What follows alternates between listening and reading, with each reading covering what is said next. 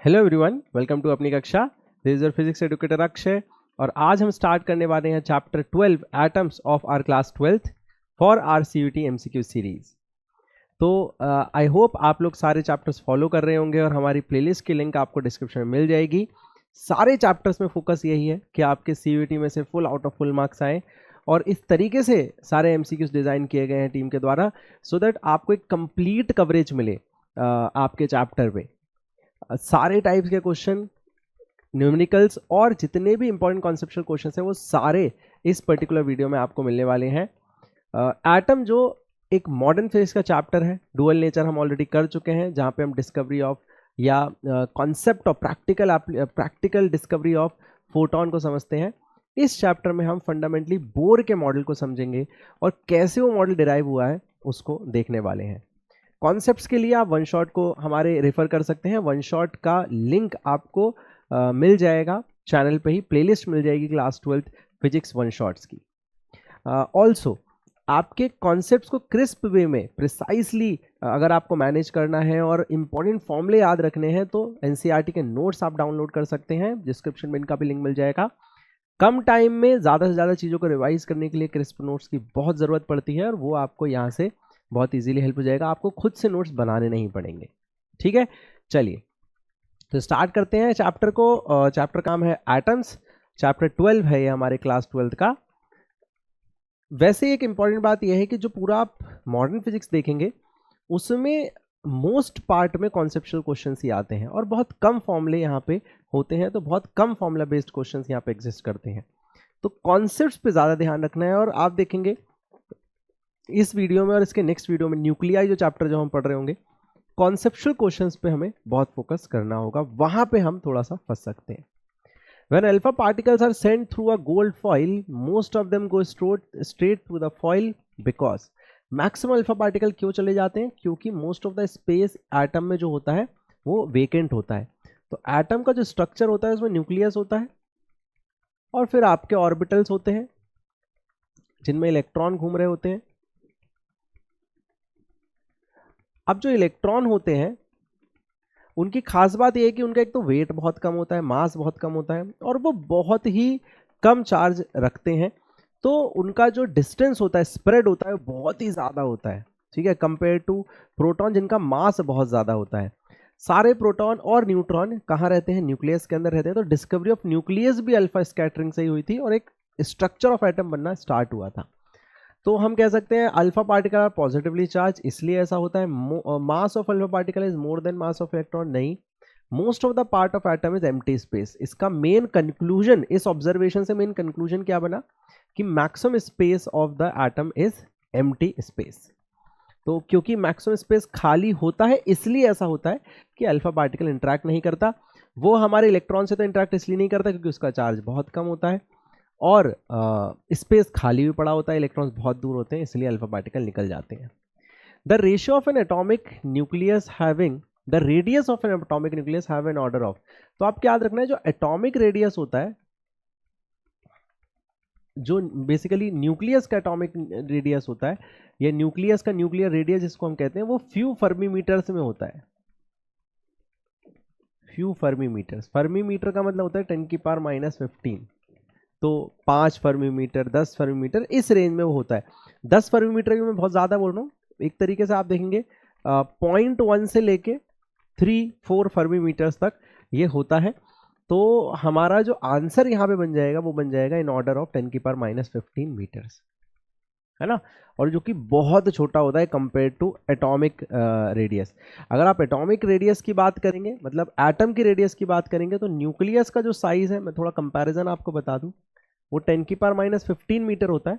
और अगर हम एटॉमिक रेडियस की बात करें, मतलब एक तरीके से इलेक्ट्रॉन जहां तक प्रेजेंट है उनकी बात करें, तो ये डिस्टेंस रफली इस एंगस्ट्रॉम के फॉर्म में होती है, 10⁻10 के रेंज में होती है। तो आप देख सकते हैं बहुत ज़्यादा डिफरेंस है ना, लगभग 1 लाख गुना, या आप कह सकते हैं कहीं ना कहीं अराउंड 10,000 से 1 लाख के बीच में टाइम्स का डिफरेंस है। तो बहुत बड़ा होता है एटम और इसलिए हम मोस्ट ऑफ द स्पेस को खाली वहाँ पे देख पाते हैं।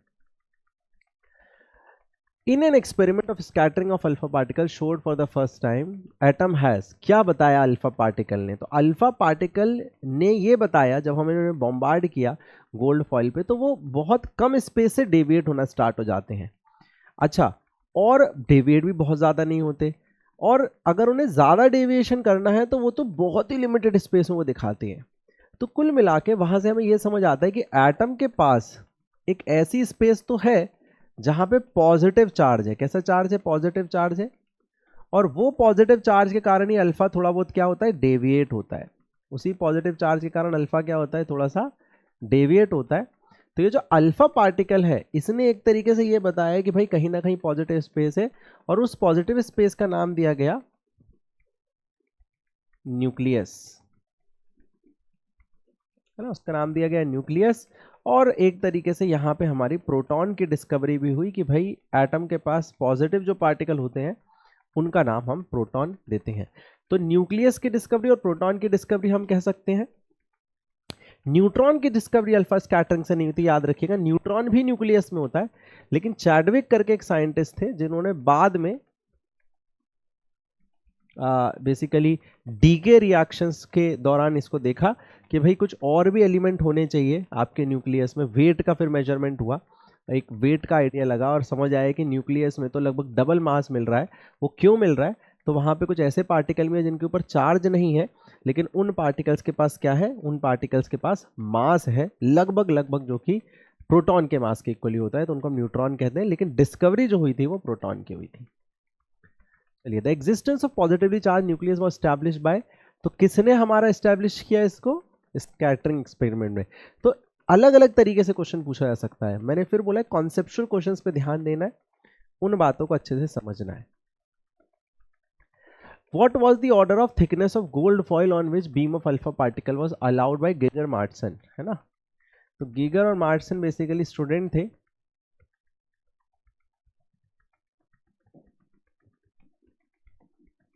तो देखिए, जो अल्फा पार्टिकल बॉम्बार्ड किया गया है ना, और जो फॉइल यूज की गई, पहले तो मैं अल्फा के बारे में कुछ बता दूं। अल्फा पार्टिकल बेसिकली एक ऐसा पार्टिकल होता है जिसमें 2 प्रोटॉन और 2 न्यूट्रॉन होते हैं, है ना, काफी हैवी पार्टिकल होता है। अगर आप हीलियम में से, है ना, हीलियम में से 2 इलेक्ट्रॉन्स को निकाल लेंगे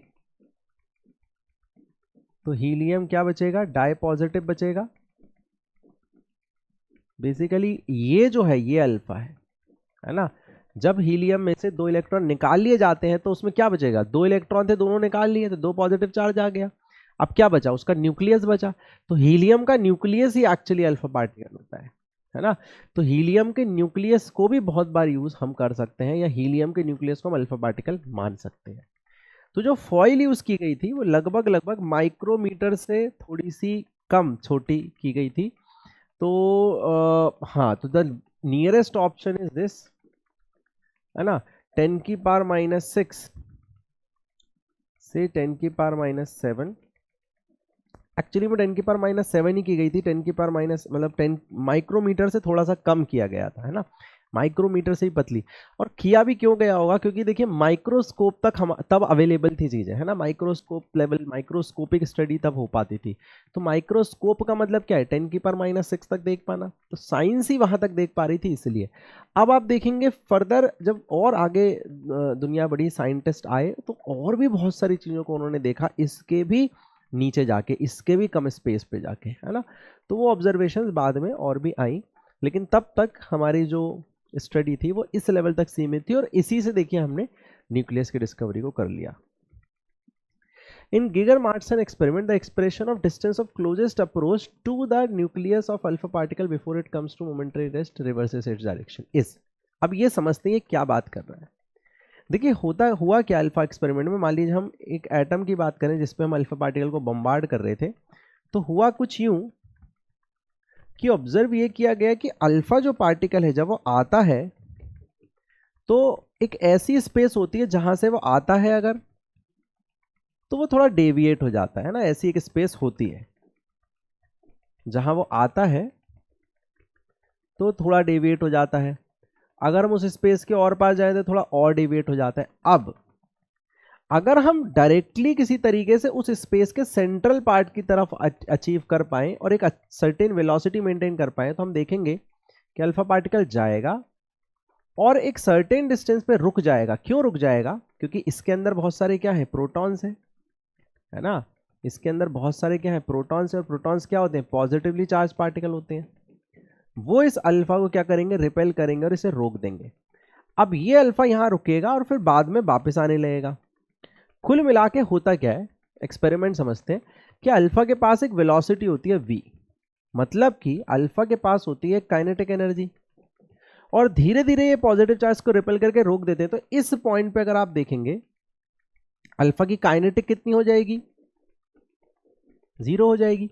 लेकिन अब अल्फा पार्टिकल और इस पूरे न्यूक्लियस के बीच में एक पोटेंशियल एनर्जी आ जाएगी। भाई जो इलेक्ट्रोस्टैटिक पोटेंशियल होती है वही तो एक तरीके से कन्वर्जन हो रहा है। ये काइनेटिक इस मोमेंट पे, क्योंकि प्रोटॉन अल्फा पार्टिकल रुक जा रहा है, तो पूरा का पूरा किस में कन्वर्ट हो जा रहा है, पोटेंशियल एनर्जी में कन्वर्ट हो जा रहा है ना। और इसी तरीके से हम न्यूक्लियर रेडियस निकालते हैं, distance of closest approach. Actually में डिस्टेंस ऑफ क्लोजेस्ट अप्रोच क्या है, the closest alpha particle can reach, है ना। और उसी डिस्टेंस को हम फाइनली न्यूक्लियर रेडियस कह देते हैं। ठीक है, तो अब हम इसको कैलकुलेट कैसे करेंगे, देखिए हम इस कॉन्सेप्ट को यूज करेंगे जो अभी मैंने आपको समझाया। ठीक है, हम क्या करेंगे, हम काइनेटिक एनर्जी ऑफ अल्फा को इक्वेट करेंगे पोटेंशियल एनर्जी से। काइनेटिक एनर्जी क्या है, हाफ m v अल्फा का होल स्क्वायर। पोटेंशियल एनर्जी क्या है, k। अब k की जगह हम सीधे 1/4 पाई एप्सिलॉन नॉट ही लिख देते हैं, q alpha q nucleus upon r square. यही है अपना distance of closed approach. r क्या है यहाँ पे, इसके सेंटर से हमने एक डिस्टेंस मान ली r, इसी को न्यूक्लियर रेडियस भी कह देते हैं। ठीक है, तो यहां से हमें क्या मिल जाएगा, देखिए यहां से हमें मिल जाएगी r स्क्वायर की वैल्यू, अच्छा सॉरी पोटेंशियल एनर्जी है ना, तो k q1 q2 upon r आएगा। तो यहां से r की वैल्यू कितनी आ गई, देखो 2 से 2 कैंसिल हो गया, तो ये आ गया 1/4 pi epsilon not q alpha. Charge on alpha कितना होता है, twice of charge on proton into q nucleus. तो न्यूक्लियस पे कितना चार्ज होता है, atomic number into charge of proton, है ना। क्योंकि जितने इलेक्ट्रॉन है उतने ही प्रोटॉन है, तो नंबर ऑफ इलेक्ट्रॉन या प्रोटॉन का वैल्यू क्या होता है, z होता है। Charge on proton upon mass of alpha कितना है, 4 टाइम्स मास ऑफ प्रोटॉन, लगभग है ना, और v अल्फा का होल स्क्वायर। ओके, यहां पे देखिए, अब यहां पे एक इंटरेस्टिंग बात होगी कि ये जो k है ना, ये काइनेटिक एनर्जी होगी।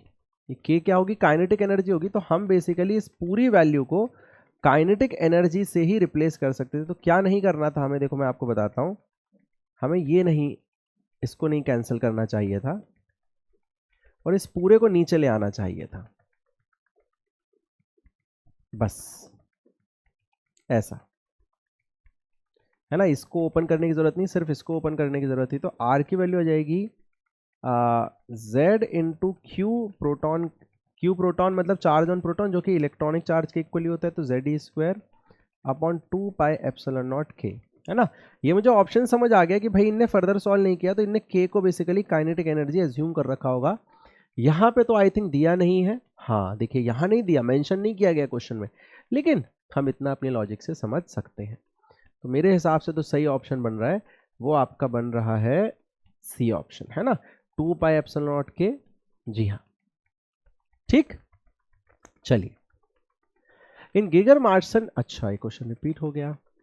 अकॉर्डिंग टू बोर पॉस्टुलेट, अब देखिए बोर पे बात आ चुकी है। According to Bohr postulate an electron revolves around the nucleus in its orbit. तो जो ऑर्बिट होते हैं, आपको याद रखना, जिसमें इलेक्ट्रॉन रिवॉल्व करते हैं, उन ऑर्बिट्स को हम क्या बोलते हैं, स्टेशनरी ऑर्बिट। क्यों स्टेशनरी बोलते हैं, क्योंकि जो इलेक्ट्रॉन यहां पे रिवॉल्व करते हैं वो ना तो अंदर जाते हैं न्यूक्लियस की तरफ ना बाहर, वो स्टेबल है उसमें, तो वो स्टेबल स्टेशनरी ऑर्बिट्स होती है, उनका घर है वो। उनको हम ग्राउंड स्टेट भी कह सकते हैं उस पर्टिकुलर इलेक्ट्रॉन का। तो एक्चुअली में वो क्या कहलाते हैं, वो कहलाते हैं स्टेशनरी ऑर्बिट्स या स्टेबल ऑर्बिट्स या ground state. The angular moment of electron in nth allowed orbit is.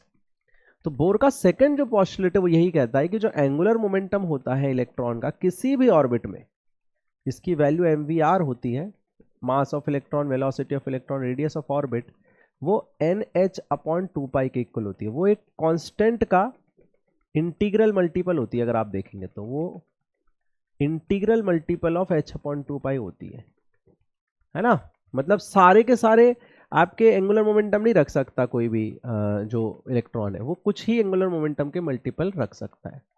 तो आंसर आ जाएगा nh/2π। ठीक है। In equation En is equal to -13.6, what does this negative sign? Okay, अच्छा पहले तो ये किस चीज की इक्वेशन है?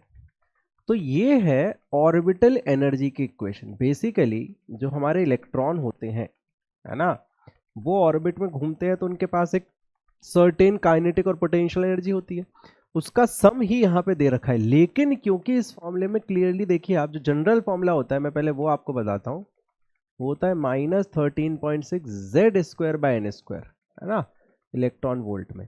लेकिन यहाँ Z नहीं दिख रहा, मतलब ये हाइड्रोजन के लिए लिखा गया है, पहली चीज। तो इसमें बोला गया नेगेटिव साइन क्यों है यहाँ पे? नेगेटिव साइन इसलिए है क्योंकि जो इलेक्ट्रॉन होते हैं उनको हमेशा जो न्यूक्लियस के जो प्रोटॉन होते हैं वो अपनी तरफ बाइंड करके रखते हैं। तो क्योंकि आप जब उनको इन्फिनिटी से वहां पे, मतलब नेचर या जो भी चीज उनको जब वहां लाई होगी तो वहां कुछ वर्क करना पड़ा होगा due to the presence of proton. वही वर्क उनकी एनर्जी में एक तरीके से नेगेटिव वे में स्टोर होता है। क्यों नेगेटिव वे में स्टोर होता है? क्योंकि कहीं ना कहीं वो उनको ऑलरेडी अट्रैक्ट कर रहे होते हैं, तो आपको ऑपोजिट डायरेक्शन में फोर्स लगा के उनको वहां पे प्लेस करना होगा। मतलब जब वो बने होंगे जिस तरीके से बना होंगे तो हम उसको इलेक्ट्रोस्टैटिक आउटलुक से देख के समझ सकते हैं। तो electrons are free to move? नहीं, electrons are not free to move. Electrons is bound with nucleus. Kinetic energy is equal to potential, ये भी गलत बात है। एटम इज रेडिएटिंग एनर्जी, ये भी गलत बात है। Electron is bound with nucleus.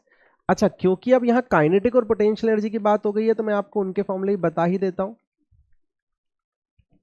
जो काइनेटिक एनर्जी होती है उसका फॉर्मूला होता है 13.6 Z²/n², और जो पोटेंशियल होती है उसका था -27.2 Z²/n²। याद रखिएगा, काइनेटिक एनर्जी में कभी नेगेटिव नहीं आता, पोटेंशियल एनर्जी में नेगेटिव आता है, और वो डबल ऑफ टोटल एनर्जी होती है। नेगेटिव में तो कम हो गई और, है ना। चलिए, which spectral line series of hydrogen line UV region. अब पहले किस चीज की बात हो रही है यहाँ पे, कौन सी स्पेक्ट्रल लाइन की बात हो रही है उसको समझते हैं। तो आपको पता है किसी भी एटम में, देखिए ये मेरा हमेशा से तरीका रहा है इस पूरी सीरीज में कि भाई जो क्वेश्चन है उसके आसपास की बातें मैं आपको इसलिए बताऊं क्योंकि कहीं से भी क्वेश्चन आ सकता है ना। इट इज नॉट लाइक कि यही क्वेश्चन आ जाएगा, लेकिन अगर क्वेश्चन कहीं और से भी आता है तो आपको उसका आइडिया होगा कि किस तरीके से उसे बनाना है। ठीक है, देखिए, तो जब भी कोई एटम होता है उसके अंदर क्या होते हैं? इलेक्ट्रॉन्स होते हैं। जब इस इलेक्ट्रॉन पे कोई एनर्जी बम्बार्ड करती है ना, हमारे इस चैप्टर में हम इसमें फोटोनिक एनर्जी की बात करते हैं। जब लाइट इस पे बम्बार्ड करती है तो होता क्या है, ये इलेक्ट्रॉन एनर्जी एब्जॉर्ब करके हायर स्टेट में जंप करता है और फिर वापस अपने लोअर स्टेट्स में आता है क्योंकि उसे स्टेबल स्टेट में आना है। तो अगर मान लीजिए 2 तक जंप कर गया तो फिर वो इधर आएगा, इधर आएगा। जब वो वापस आएगा तो जो एनर्जी उसने एब्जॉर्ब की उसे वो रिलीज भी करेगा, है ना। और वो रिलीज किसके फॉर्म में करता है? वो अगेन लाइट या फोटॉन्स के फॉर्म में उसे रिलीज करता है, जो आपको दिखता है। इसको आप एमिशन स्पेक्ट्रा बोलते हैं। अब क्योंकि जो इलेक्ट्रॉन गया, है ना, जिस स्टेट में वापस आ रहा है वो तो बहुत सारे हो सकते हैं, तो इसी हिसाब से आपकी अलग अलग सीरीज बन जाती हैं। तो जब वो n=1 में वापस आता है, इसका मतलब चाहे वो कहीं से ही वापस आए, इसको समझना थोड़ा सा, वो यहां पे कहीं से ही वापस आए, है ना, यहां से वापस आए, यहां से वापस आए, इंफिनिटी से वापस आए, जब भी वो n=1 में वापस आएगा, ठीक है ना, तो उसे हम कहते हैं लाइमन सीरीज। n=2 में अगर वापस आए कहीं से भी, है ना, तो उसे कहते हैं बाल्मर, लाइमन, बाल्मर, पाश्चन। अब इस तरीके से आपकी सीरीज बनते जाती है। तो ये आप बेसिक नाम तो याद रखें,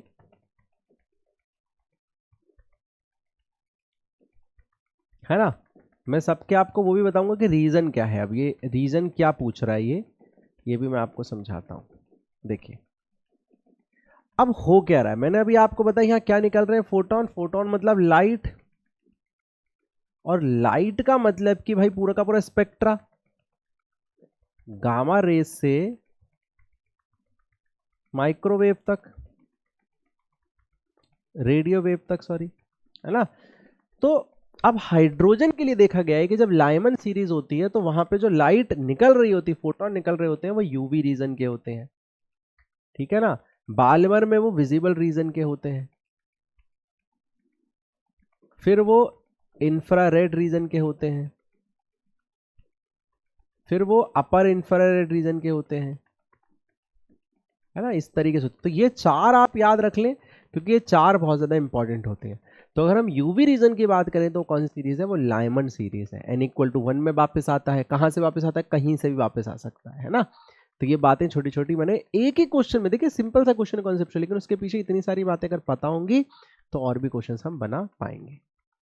चलिए, what is the order of velocity of electron in hydrogen atom in ground state. Ground state में हाइड्रोजन के वेलोसिटी ऑफ इलेक्ट्रॉन कितनी है। तो देखो वेलोसिटी जो होती है उसका जनरल फॉर्मूला होता है v0z/n, और ग्राउंड स्टेट हाइड्रोजन की बात कर रहे हैं तो v0 × 1/1, तो v0, और जो v0 है वो एक कांस्टेंट वैल्यू है। एक्चुअली में वो हाइड्रोजन के ग्राउंड स्टेट की ही वेलोसिटी की वैल्यू, देखो आप, है ना।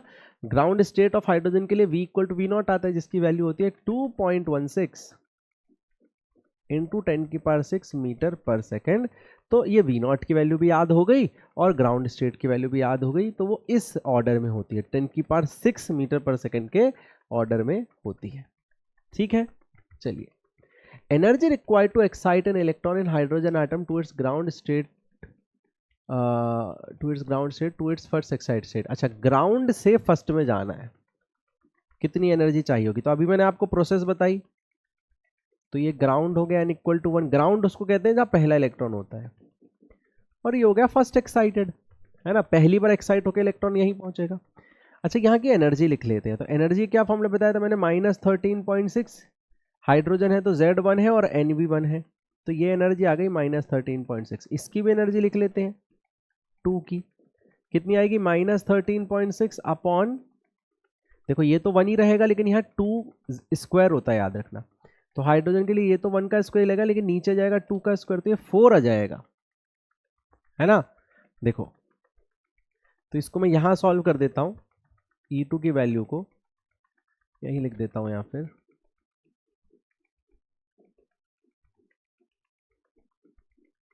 4 3 12, 4 4 16, 3.4 इलेक्ट्रॉन वोल्ट। अब पूछा यह जा रहा है कि भाई यहां से इलेक्ट्रॉन को यहां ले जाना है, तो कितनी एनर्जी चाहिए। तो बड़ा सिंपल है भाई, मान लेते हैं E एनर्जी चाहिए, तो -13.6 में अगर E एनर्जी ऐड करेंगे तो इलेक्ट्रॉन कहां पहुंच रहा है, -3.4 में। तो इलेक्ट्रॉनिक जो एनर्जी ऐड हमें करनी है वो कितनी है, वो है -13.6 प्लस 3.4, तो ये जाएगा नहीं, +13.6 -3.4, तो जाएगा 10.2 इलेक्ट्रॉन वोल्ट, है ना। एनर्जी कितनी आ रही है, 10.2 इलेक्ट्रॉन वोल्ट, मतलब C option, right option is C option, ठीक है, बिल्कुल।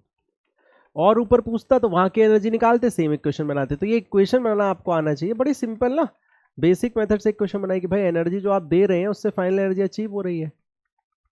चलिए, the Bohr model of model is applicable to which kind of atom. कौन से एटम्स के लिए बोर मॉडल लगता है ना।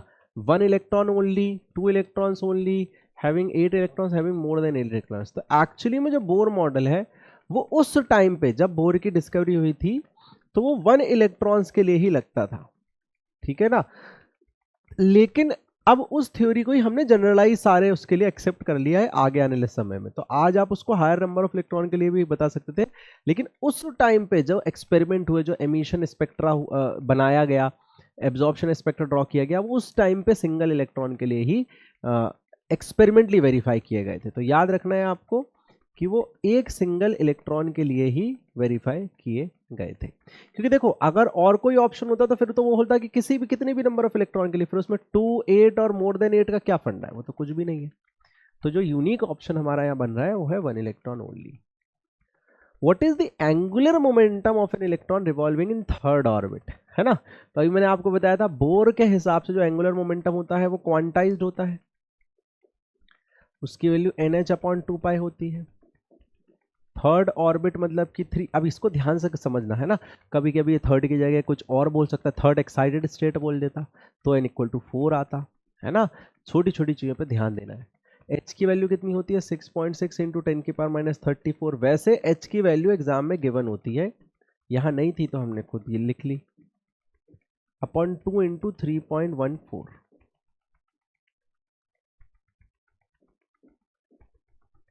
ठीक है ना।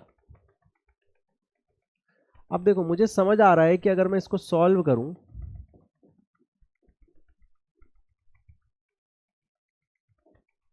तो ये मेरा आ रहा है 6.3 के आसपास आ रहा है ना। 2 4 8, उससे एक कैरी फॉरवर्ड कर देंगे, 6.3 आ रहा है। तो मुझे एक चीज समझ आ गई कि जब मैं इसे ड्राइव करूंगा तो भाई 9, इसमें 9 का मल्टीप्लाई करो, देखो कितना आ रहा है, इतना आ रहा है 5.7, है ना। तो ये 9 पॉइंट समथिंग आएगा, तो 3 से तो ये बड़ा, हाँ नहीं नहीं सॉरी 9 पॉइंट नहीं, 1 पॉइंट समथिंग आएगा, ये 1.1 आ सकता है ये। क्यों? तो 63 × 11 अगर करें तो कितना आ रहा है 63 और 63, देखो जरा, देखो उससे थोड़ा कम, है ना। तो इसका मतलब कि ये लगभग लगभग 3.3 से भी थोड़ा सा कम आएगा, तो ये लगभग लगभग आ जाएगा। आप देखो ऑप्शन में सारे 31 पॉइंट, तो 3.15 × -34 यही सही बन जाएगा। कैसे, ध्यान समझो, 6.3 को जैसे डिवाइड करेंगे तो 1.1 से थोड़ा सा कम आएगा, ये तो समझ आ गया। लेट्स से 1.08 आ गया, है ना।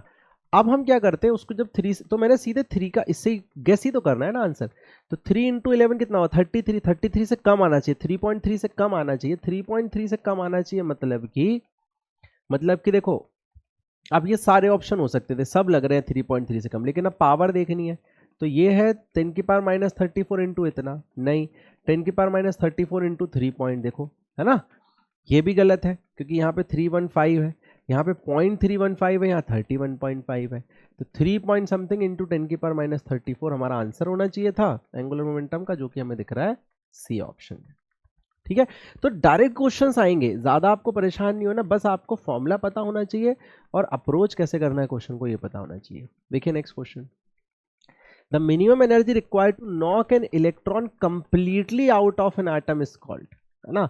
वो मिनिमम एनर्जी जो इलेक्ट्रॉन को अपने एटम से कंप्लीटली निकालने में लगती है। तो जब भी कोई इलेक्ट्रॉन को अपने एटम में से, है ना, तो यहाँ पे मान लीजिए एक इलेक्ट्रॉन है, अब इस इलेक्ट्रॉन के पास जो टोटल एनर्जी है, अगर आप उतनी एनर्जी इसे और दे दें, देखो टोटल एनर्जी नेगेटिव के फॉर्म में होती है, अगर आप उतनी एनर्जी इसे पॉजिटिव में दे दें तो कितनी हो जाएगी टोटल एनर्जी इसकी फाइनल, 0। और 0 एनर्जी होती है इन्फिनिटी पे, है ना। 0 का मतलब ही होता है इजेक्शन, याद रखना। क्योंकि आप ऐसे समझो, कैसे आपको समझ आ रहा है ये, देखो इलेक्ट्रॉन की एनर्जी की वैल्यू ये थी ना, अगर आप n को बढ़ाते जाओगे, इसको बढ़ाते जाओगे तो ये कम होते जाएगा, और अगर इसको आपने इन्फिनिटी रख दिया तो ये कितना आ रहा है 0 आ रहा है ना। अगर इसको इन्फिनिटी रख दिया ये 0 आ रहा है, इसका मतलब कि इन्फिनिटी मतलब क्या, इजेक्शन, तो वहां पे एनर्जी 0 आ रही है। देखो तो जहां 0 एनर्जी वहां पे इजेक्शन या इन्फिनिटी, इनफाइनाइट पे पहुंच गया है वो, है ना, इनफाइनाइट एन पे पहुंच गया, मतलब बहुत दूर पहुंच गया। तो अब इस एनर्जी को क्या कहते हैं, वो ये पूछ रहा है इस एनर्जी को, तो इस एनर्जी को हम कहते हैं आयोनाइजेशन एनर्जी। क्योंकि जैसे ही इलेक्ट्रॉन निकलेगा जो एटम है वो आयनाइज हो जाएगा, आयन में कन्वर्ट हो जाएगा।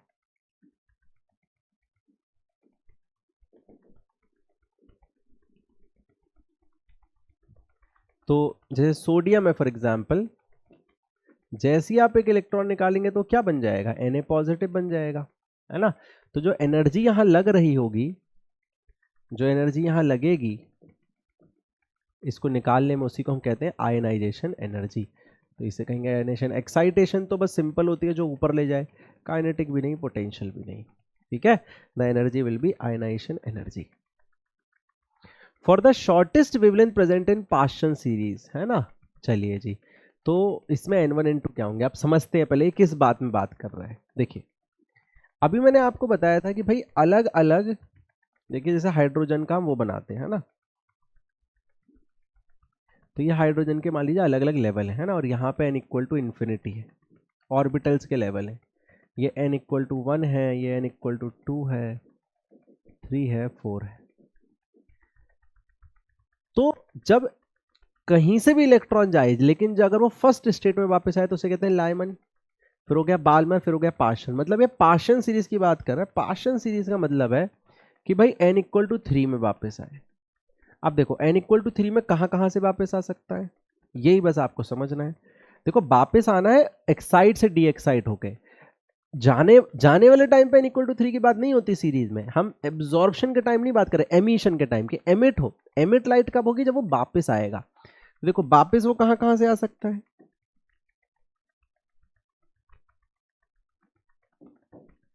तो n इक्वल टू 3 में n इक्वल टू 4 से आ सकता है, n इक्वल टू 5 से आ सकता है, ऐसे बहुत सारे n से आ सकता है, और एक्सट्रीम में वो n इक्वल टू इन्फिनिटी से आ सकता है। सही बात है,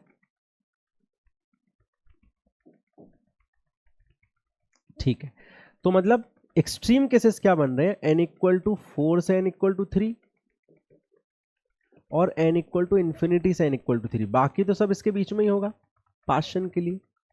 तो अब इसमें मैक्सिमम वेवलेंथ और मिनिमम वेवलेंथ कहां से आएगी, तो याद रखना है जब आप सबसे दूर से आते हैं तो आपकी मिनिमम वेवलेंथ होती है।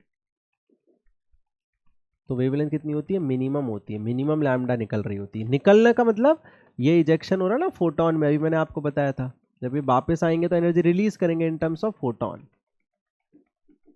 तो ये जो फोटोन की एनर्जी निकल रही है वो जब सबसे दूर से आते हैं तो उसकी एनर्जी मिनिमम होती है, और जब बिल्कुल पास से वापस आ रहे होते हैं तो एनर्जी मैक्सिमम होती है।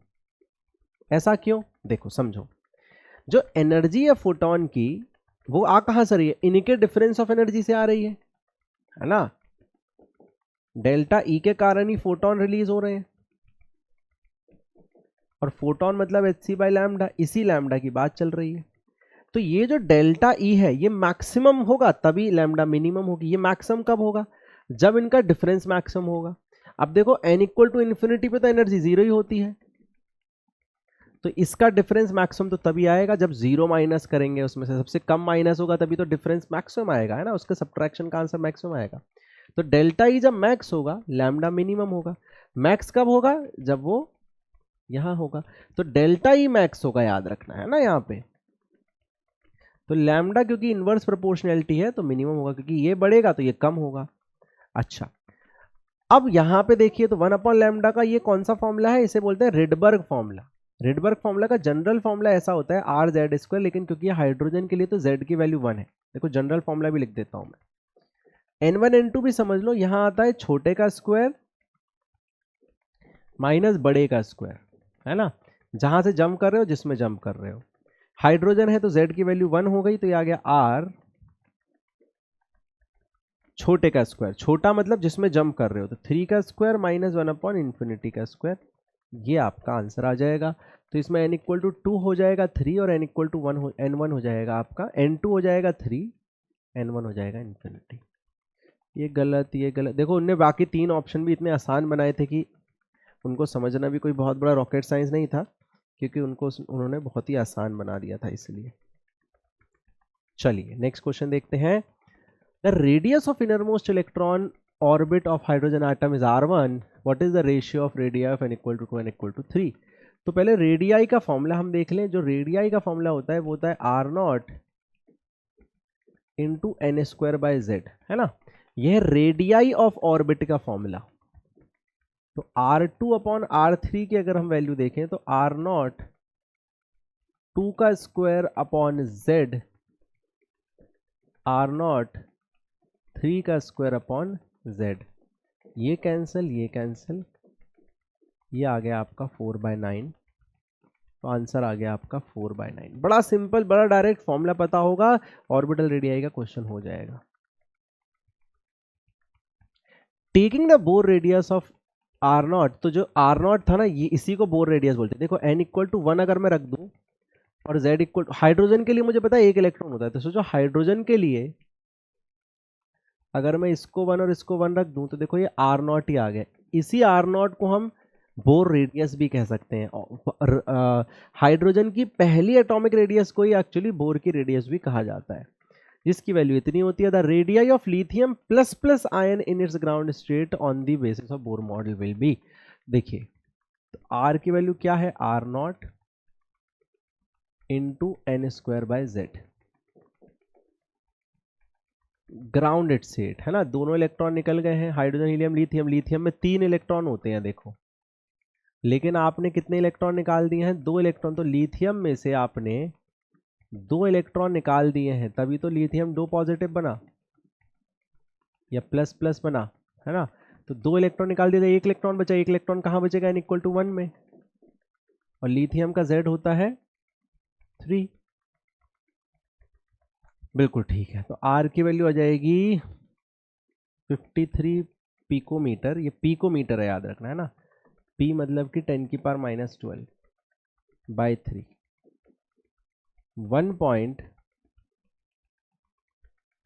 17.6 पिकोमीटर, 66 एक्चुअली।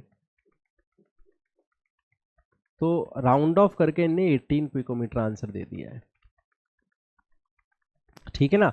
तो लिथियम के लिए अगर हम इस फॉर्मूले को लगाते, अगर उसको सिमिलर बोर मॉडल के हिसाब से मान के लगाते, तो आंसर आता 17.66। For the ground state the electron in hydrogen atom has angular momentum h, अच्छा, इज इक्वल टू NH/2π होगा। ये पूरा यहाँ पे आया नहीं, या L कह देते हैं अभी थोड़ी देर के लिए इसको, जो भी है L है। Angular momentum is a vector and hence there will be definitely many orbits with the vector pointing in all possible directions. In actually this is not true, because Bohr model gives incorrect values of angular momentum because only one of these would have minimum energy. Angular momentum must be in direction of spin of electron because electrons go round in horizontal orbits. तो बोला जा रहा है for the ground state the electron in the H atom has an angular momentum L. According to simple Bohr model, angular momentum is a vector quantity. Hence there will be infinitely many orbits in which vector pointing in all possible directions नहीं, तो ये थोड़ा सा गलत है, इसका ये option ठीक हो जाएगा। देखिए जो एंगुलर मोमेंटम होता है ना, उसका नॉर्मली हम फॉर्मूला mvr लिख देते हैं, लेकिन एक्चुअली में वो m r क्रॉस v होता है, क्रॉस प्रोडक्ट होता है। मतलब कि अगर कोई इलेक्ट्रॉन ऐसा घूम रहा है तो r क्रॉस v, मान लीजिए वो ऐसा घूम रहा है तो ये उसका v हो गया, और इस डायरेक्शन में उसका r हो गया। तो r क्रॉस v मतलब जिस डायरेक्शन में इलेक्ट्रॉन घूमता है उसी डायरेक्शन में उसका स्पिन एंगुलर मोमेंटम होता है। तो because Bohr model gives incorrect value, ये तो गलत है, because only one of these would have minimum energy, बिल्कुल गलत है। Because electrons go round only in horizontal orbit, ये भी गलत बात है, इलेक्ट्रॉन ऐसे नहीं जाते। हाँ, angular momentum must be in the direction off spin off electron. Angular momentum जो होता है वो स्पिन के अलॉन्ग होता है इलेक्ट्रॉन के, इसलिए ये जो मिसकंसेप्शन यहाँ पे बना, वो मिसकंसेप्शन एग्जिस्ट ही नहीं करता, क्योंकि डायरेक्शन ऑफ एंगुलर मोमेंटम पता होना चाहिए आपको कि क्रॉस प्रोडक्ट रूल से आता है, ये रियल फॉर्मूला होता है इसका। हाँ बिल्कुल, क्योंकि एंगुलर मोमेंटम का वेक्टर जो फॉर्म होता है, ये वेक्टर फॉर्म नहीं था, ये वेक्टर फॉर्म है, वो होता है r cross p, linear momentum है ना, इससे मास बाहर आ गया। तो इसका जो डायरेक्शन होता है वो हम देते हैं क्रॉस प्रोडक्ट रूल से, याद रखिए, क्रॉस प्रोडक्ट रूल से हम एंगुलर मोमेंटम का डायरेक्शन देते हैं। ठीक है, नेक्स्ट क्वेश्चन देखिए।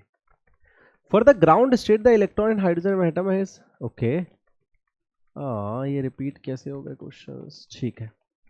O2 molecule consists of 2 oxygen atoms in the molecule. Nuclear force between the nuclei of 2 atoms is, ठीक है, is not important because nuclear force are short range. Is as important as electrostatic force for binding to atoms. देखिए तो बोला क्या जा रहा है, बड़ा सिंपल सा चीज पे आपसे डाउट उठाया जा रहा है कि भाई ऑक्सीजन के तो एटम है ना, ऑक्सीजन और ऑक्सीजन बॉन्ड होके O2 बनाती है। वो कह रहा है भाई इनके बीच के जो न्यूक्लियस का फोर्स है क्या वो मैटर करता है? मतलब यहाँ पे एक ऑक्सीजन का एटम, इसका न्यूक्लियस 1 है, यहाँ पे एक और ऑक्सीजन का एटम है, इसका न्यूक्लियस 2 है, इनके बीच के न्यूक्लियस इंटरेक्ट करेंगे क्या? नहीं करेंगे, क्योंकि जो न्यूक्लियर फोर्स होता है वो बहुत ही शॉर्ट रेंज होता है, ये आपको बताया गया है। इसलिए न्यूक्लियस बहुत छोटा होता है, क्योंकि जो भी वो फोर्स है जहां से ही वो आ रहा है वो बहुत ज्यादा दूर तक नहीं लग पा रहा, नहीं तो वो इलेक्ट्रॉन्स वगैरह को भी कोलैप्स कर लेता है ना। तो वो आपको थोड़ा ध्यान रखना है, क्योंकि चार्ज इंडिपेंडेंट होता है, चार्ज पे डिपेंड नहीं करता है nuclear force. Is an important electrostatic force for binding, नहीं। Cancel the repulsive electrostatic force, नहीं। Is not important because oxygen nuclei have equal number of neutron, नहीं, ऐसा कुछ नहीं है। सिंपल सा रीजन है कि जो न्यूक्लियर फोर्स होता है वो एक शॉर्ट रेंज फोर्स होता है। अगले चैप्टर में हम इस पे बात भी करेंगे। In the following transitions of hydrogen atom, which one gives the absorption of highest frequency? देखिए जरा हाईएस्ट फ्रीक्वेंसी कहां से आएगी? तो हाईएस्ट फ्रीक्वेंसी के लिए कौन सी फ्रीक्वेंसी की बात चल रही है पहले ये समझ लेते हैं। इस तरीके से हम बना सकते हैं इनको, अलग अलग एन को, ठीक है, और यहाँ पे n इक्वल टू ये। देखो मैं आपको बताता हूं होता क्या है। जब भी इलेक्ट्रॉन एनर्जी एब्जॉर्ब करते हैं, है ना, जैसे इलेक्ट्रॉन पे आपने कोई एनर्जी डाली, अब उन्हें एब्जॉर्ब करके वो कहीं गए और फिर वहां से वो वापस आए। जो वापस आते हैं तो अलग अलग टाइप के ट्रांजिशन दिखाते हैं आपको, है ना, डिफरेंट डिफरेंट टाइप के ट्रांजिशंस वो दिखा रहे होते हैं, ठीक है। तो पूछा जा रहा है कि हर जो ट्रांजिशन होगा अब उसको आप देखेंगे कैसे, आपको ऑब्जर्व कैसे होगा? तो उसमें फोटोन निकलेंगे सब में, है ना, सब में फोटोन निकलेंगे, सब में फोटोन निकलेंगे, सब में फोटोन निकलेंगे, सब में फोटोन निकलेंगे। तो ये जो फोटोन से इनकी एनर्जी कंपेयर करने की बात चल रही है, तो आपको पता है जो भी एनर्जी ऑफ फोटोन होगा वो क्या होगा? वो change in energy of two orbits होगी, है ना। इन दोनों ऑर्बिट के बीच की जो एनर्जी का चेंज है वही तो एनर्जी बेसिकली। जैसे यहां से देखो, यहां पे एक एनर्जी E1 थी, कुछ एनर्जी एब्जॉर्ब करके यहां गया तो उतनी एनर्जी तो रिलीज करेगा। वो रिलीज कितना है? इन दोनों के बीच का डिफरेंस ही तो है, क्योंकि उतना ही तो लेके वो ऊपर गया था डिफरेंस को। तो वही डिफरेंस आपका मैटर करता है आपकी फोटोन की एनर्जी में। अच्छा, फोटोन की एनर्जी h होती है, तो हमें एक चीज समझ आ गई कि जिस फ्रीक्वेंसी की यहां बात हो रही है वो directly proportional to delta E है। अब जिसका डेल्टा ई ज्यादा उसकी फ्रीक्वेंसी भी ज्यादा, यही कॉन्सेप्ट हो गया, देखो आप, है ना। ओके, अब हम देखते हैं कि कैसे हम इसको सॉर्ट कर सकते हैं। देखो तो आपको कुछ नहीं करना, आप, है ना, देखो तो है ना, रफली हमें एनर्जी निकाल के देखनी पड़ेगी। तो हम जो जो हमसे क्वेश्चन में पूछा जा रहा है उसका देख लेते हैं। -13.6 है ना, 1 हाइड्रोजन है तो 1 ही है, ठीक है। तो 1 का स्क्वायर E1 ये हो गया, E2 में आ गया -13.6 2 का स्क्वायर, E3 भी यूज हुआ है तो -13.6 3 का स्क्वायर। तो इनको पहले निकाल लेते हैं। -13.6 ही आ जाएगा, इसमें 4 का डिवाइड करेंगे तो ये 3.4 आ जाएगा, इसमें 9 का डिवाइड करेंगे तो 1.5 आ जाएगा मेरे हिसाब से। 9 1 जा 9 46, जी हाँ। और E अगर 8 की बात करें तो -13.6 अपॉन 8 का स्क्वायर आएगा ये, है ना, 64। ओके, ये तो बहुत ही कम होगा, तो ये हमारा जो आ जाएगा, है ना, 0.2, ये 0.2 के आसपास आएगा माइनस, है ना, 0.23 लिख लेते हैं अभी के लिए इसको, बिल्कुल। अब हमें ये देखना है कि डेल्टा ई किसका मैक्सिमम है। देखो भैया, हम जब इसमें से इसको माइनस करेंगे तो 10 के आसपास आएगा, ठीक है। इसमें से इसको माइनस करेंगे तो ये और बड़ा आएगा। मतलब देखो सिंपल सी बात है, डेल्टा ई उसका मैक्सिमम होगा ना जिस, अगर ये delta E E1 minus E2 है फॉर एग्जांपल, तो अगर डिफरेंस जो है सबसे बड़ा होगा तो वही आंसर होगा। तो देखो डिफरेंस तो बड़ा मुझे समझ आ रहा है, इनका ही आएगा 1 और 8 का, क्योंकि 1 में से 8 इसमें इसको माइनस करोगे 13.6 में से इसको, तो ये तो 13 पॉइंट समथिंग ही रहेगा, है ना, 13.3 के आसपास बचेगा। जबकि बाकी सबको जब आप पेयर बना रहे हो तो देखो उनकी एनर्जी कम हो जा रही है, डेल्टा ई कम आ रहा है मैग्नीट्यूड में। तो जो बेस्ट पेयर यहाँ बन रहा है वो 1 और 8 का बन रहा है। तो जो अच्छा 1 और 8 ऑप्शन में नहीं है, चलो 1 और 8 ऑप्शन में नहीं है तो 1 और 2 में कितना बन रहा है, 10 बन रहा है, 10 के आसपास है ना। 3 और 8, 3 और 8 में तो हो ही नहीं सकता, बहुत छोटा है। 1 और 2 देखते हैं है ना। 8 to 3, 8 to 3 भी काफी छोटा है। अब देखो इन दोनों में से कोई है, 1 और 2 और 2 to 1, तो 1 और 2 तो लेजिटिमेट बात ही नहीं कर रहा। अच्छा एब्जॉर्प्शन ही बोला जा रहा है, एब्जॉर्प्शन ही बोला जा रहा है, एमिशन नहीं बोला जा रहा है, एब्जॉर्प्शन बोला जा रहा है। तो एब्जॉर्प्शन भी इसमें ही हो सकता है मैक्सिमम, है ना। सॉरी 1 से 2 में ही एब्जॉर्प्शन हो सकता है। देखो सबसे बड़ी जो एनर्जी ये ले सकता है, सबसे बड़ा ई इसके लिए ले सकता है, सबसे ज्यादा फ्रीक्वेंसी ये तब उसकी ले सकता है, the one which gives absorption of highest frequency, है ना। हाँ तो हमें पता है किसी भी एक स्टेट में अगर एब्जॉर्प्शन ऑफ फ्रीक्वेंसी हो रही है तो वो एक सेकंड स्टेट में पहुंचेगा। अगर ये हाईएस्ट है तो ये लोएस्ट होना चाहिए, है ना। देखते हैं तो 2 to 1, 2 to 1 छोड़ो, 8 to 3, 8 में अगर हम बहुत कम एनर्जी हमें मतलब 3 से 8 के बीच में तो बहुत कम एनर्जी है ना। हाँ तो यही है 1 से 2 ही है कि देखो ना, क्योंकि 1 की एनर्जी इतनी है, उसमें जब हम 10 समथिंग ऐड करेंगे तो इतना आएगा, मतलब काफी बड़ी एनर्जी हम ऐड कर सकते हैं 1 से 2 के ट्रांजिशन में, है ना।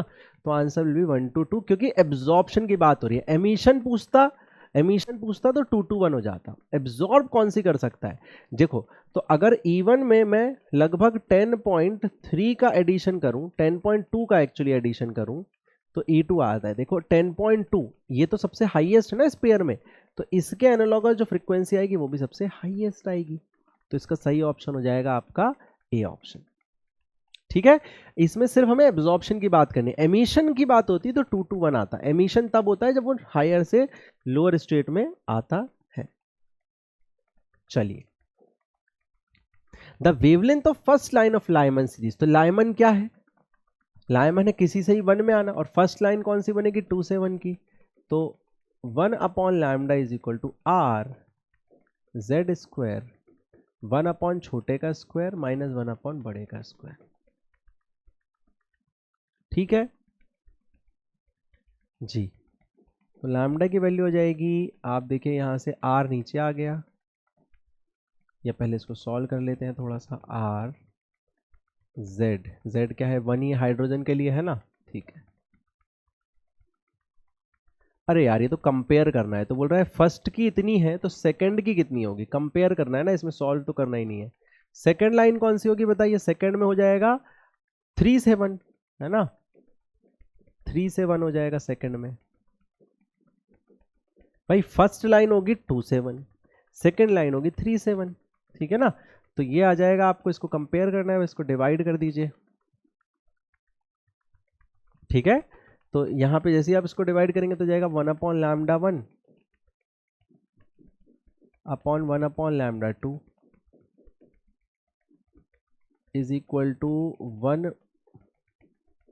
Minus 1 upon 4, 1 minus 1 upon 9, 3/4, 8/9। तो लैम्डा 2 अपॉन लैम्डा 1 हो गया 27/8। तो लैम्डा 2 की वैल्यू कितनी आ गई देखो जरा, 1216 लैम्डा 1 इंटू 27/8। आई थिंक ये 4 से कट जाएगा, 4 3 ज़ा 12, 4 4 ज़ा 16, 2 1 ज़ा 2, 2 5 ज़ा 10, 2 2 ज़ा 4, इसमें इसको मल्टीप्लाई करना है, 152 में 27, है ना। ऐसे कर सकते हैं इसको।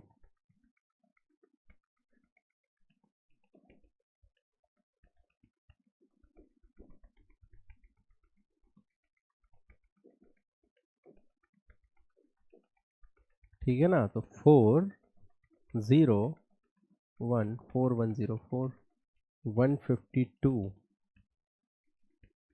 ओ ये थोड़ा सा हमने कुछ गलत कर दिया यहाँ पे, ये आएगा 6 15, हाँ सॉरी 456 आएगा ये, तो ये आएगा 4560 माइनस 456, ऐसा आएगा है ना।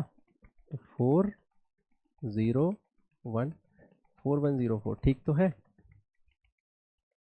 4104, कहीं कोई कैलकुलेशन मिस्टेक है पहले देख लेते हैं। हमें क्या करना था, 1 से लेके 2 से 1 इज फर्स्ट लाइन है ना, and the second line is 3 से लेके 1 लाइमन के लिए है ना। तो 139 ये भी ठीक है, यहाँ भी सब ठीक लग रहा है ना।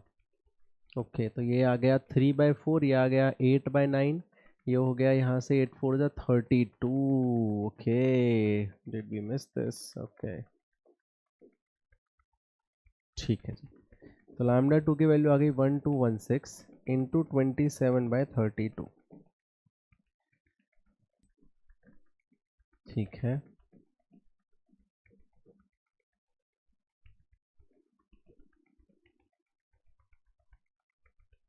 ये जाएगा 8 3 24, 8 8 64, 38 इंटू 27 बेसिकली है ना। चलो डायरेक्ट मल्टीप्लाई कर देते हैं इस बार, 6 आना चाहिए एंड में, दो ऑप्शन है।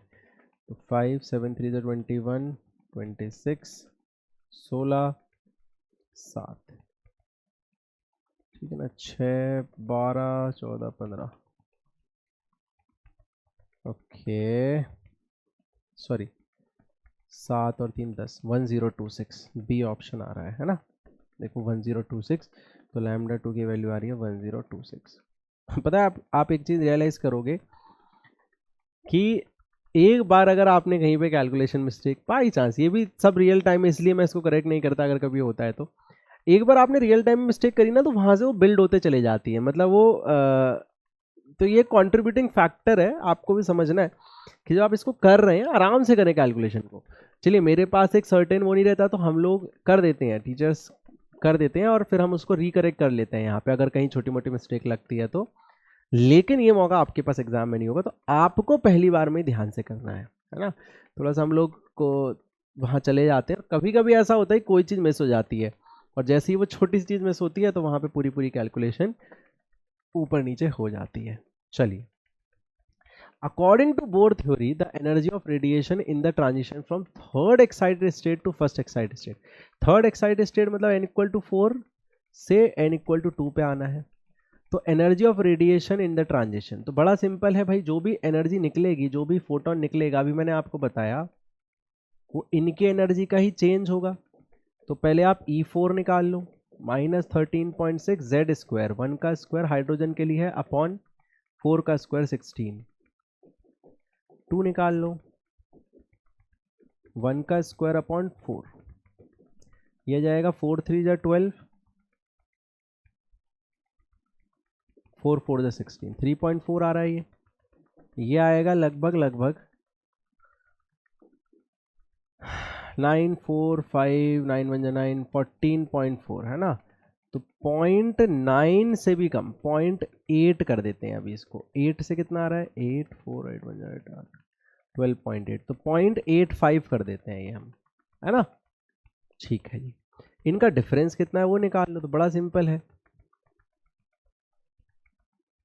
E4 माइनस E2 तो जाएगा 3.4 माइनस 0.85, इसकी रफली वैल्यू हो जाएगी 5। अब देखो, अब अपने पास जो आंसर है वो ज़्यादा पास भी नहीं है तो हमारे को ऑप्शन इजीली मिल जाएगा।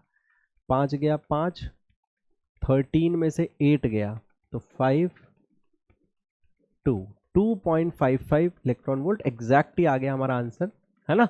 2.55 इलेक्ट्रॉन वोल्ट की एनर्जी निकलेगी, जो मैंने आपको एक्सप्लेन किया कि कैसे एनर्जी निकलती है। चलिए नेक्स्ट क्वेश्चन की बात करते हैं। Given the Rydberg constant is 10 के पास 7 metre inverse, the wave number of last line of Balmer series in hydrogen spectrum is. तो वेव नंबर का मतलब होता है जो हमने 1/लैम्डा का फॉर्मूला पढ़ा है, एक्चुअली इसी को हम वेव नंबर कहते हैं। This is R wave number, जो जाएगा आर जेड स्क्वायर 1 अपॉन छोटा का स्क्वायर, छोटा नंबर ऑफ ऑर्बिट टू बड़ा नंबर ऑफ ऑर्बिट, ये स्टेट। अब आपसे बोला लास्ट लाइन ऑफ बाल्मर, तो लाइमन बाल्मर,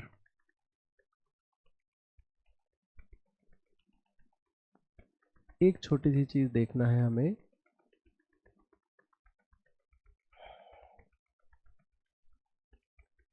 ओके हम पहले क्वेश्चन कर रहे थे यहाँ पे, ठीक है, पाशन था ना ये, ठीक है। चलिए, तो बाल्मर की बात अगर करी जा रही है लास्ट लाइन की, तो वो क्या हो जाएगी, पहली लाइन तो हो जाएगी n इक्वल टू 3 से n इक्वल टू 2, क्योंकि बाल्मर मतलब n इक्वल टू 2 में आना, और लास्ट लाइन हो जाएगी इन्फिनिटी से n इक्वल टू 2, है ना। तो यह जाएगा, यही वेव नंबर हो जाएगा आपका, wave number is equal to 10 की पावर 7 इंटू 1 का स्क्वायर, हाइड्रोजन के लिए करना है, अच्छा, इंटू 1 अपॉन 2 का स्क्वायर माइनस 1 अपॉन इन्फिनिटी का स्क्वायर, तो यह जाएगा 10 की पावर 7 अपॉन 4 या फिर 0.25 इंटू 10 की पावर 7, यही आपका क्या हो जाएगा, वेव नंबर हो जाएगा मीटर इनवर्स में। तो ये यूनिट इसकी क्या आएगी, मीटर इनवर्स, ठीक है। तो जो option will B A option. चलिए नेक्स्ट क्वेश्चन देखिए, hydrogen, deuterium, singly ionized helium, doubly ionized lithium all have one electron around the nucleus. Consider n equal to 2 to n equal to 1 transition. The wavelength of emitted is 1, 2, 3, 4. ठीक है, तो simple हो गया, हमें सबके लिए बस 1 बाय लैम्डा का फॉर्मूला लगाना है r, और अब देखिए अब ये फॉर्मूला काम आता है, इसलिए मैं बार बार इस मेन फॉर्मूले को लिख रहा हूँ, सीधे हाइड्रोजन का फॉर्मूला नहीं लिख रहा, क्योंकि वो आपको हेल्प करेगा। देखो सभी में ट्रांजिशन तो सेम है 2 से 1, तो ये वाला पार्ट तो सब में कॉमन है, आर भी कॉमन है, मतलब 1 by lambda is proportional to क्या हो गया, जेड स्क्वायर हो गया। बस अब आपको जेड की वैल्यू पता होनी चाहिए, है ना, ठीक है। तो इसमें आयनाइजेशन का तो कोई मीनिंग ही नहीं है, आपको बस जेड देखना है, इसका जेड होता है 2, है ना, इसका जेड होता है 3, ठीक है ना। तो कुल मिला के हम ये कह सकते हैं, देखो यहां से हम ये निकाल सकते हैं कि नहीं निकाल सकते, देखो हमें एक चीज पता है, सबका आर सेम, सबका ट्रांजिशन सेम, क्या मैं लिख सकता हूं इसका मतलब कि इस पूरे को लेफ्ट में ले आऊं, अगर मैं मान लीजिए इस पूरे को ऐसा लिख लूं, अगर मैं 1 अपॉन आर, ये पूरा का पूरा 1 upon n1 square minus 1 upon n2 square, एक छोटा तरीका दिखाता हूं आपको, is equal to lambda z square, क्या मैं कह सकता हूँ ये पूरा एक कॉन्स्टेंट है, देखो ना ये पूरा एक कॉन्स्टेंट है, तो मैं कह सकता हूँ लैम्डा जेड स्क्वायर भी एक कॉन्स्टेंट है? अच्छा, तो इसका मतलब बस लैम्डा इंटू जेड स्क्वायर की वैल्यू आपको लिखनी है, तो देखो क्लियरली समझ आ रहा है भाई, इसके लिए जेड स्क्वायर आएगा 9, तो क्या क्या आ रहा है जेड स्क्वायर, इसके लिए आ रहा है 9, इसके लिए आ रहा है 4, तो 9 4, है ना, यही आंसर आएगा आपका, ड्यूटेरियम और आपका हाइड्रोजन, है ना। तो हाइड्रोजन का ही दूसरा रूप ड्यूटेरियम होता है, तो जेड तो उसका सेम ही होता है ना, हाइड्रोजन का एक तरीके से आइसोटोप है ड्यूटेरियम, ठीक है। तो उन दोनों का जेड सेम, तो 1 1 उनका आ गया, इसका जेड स्क्वायर 4 है और इसका जेड स्क्वायर 9 है, तो आंसर आ गया आपका सी ऑप्शन। तो कुछ कुछ चीजें अगर आप रिड्यूस कर पाएंगे ड्यूरिंग द क्वेश्चन, तो आपको क्वेश्चन काफी आसान लगेगा। Now let us look at this question, the let En be the energy of nth level of H atom if all the H atoms are in ground state and radiation of frequency this one falls on it, तो कौन सा option ठीक होगा, okay. So actually इसको हम पहले भी कर रहे थे, and I revisited this question with some correction in it. So यहाँ एक कंफ्यूजन क्या हो जाती है बच्चों को, वो है कि यहाँ पे ना साइन गिवन नहीं है, ठीक है। तो हमें तो एनर्जी का ऑलरेडी फॉर्मूला पता है, लेट्स से हमें पता है कि ई एन का formula -13.6 z square by n square है इलेक्ट्रॉन वोल्ट में,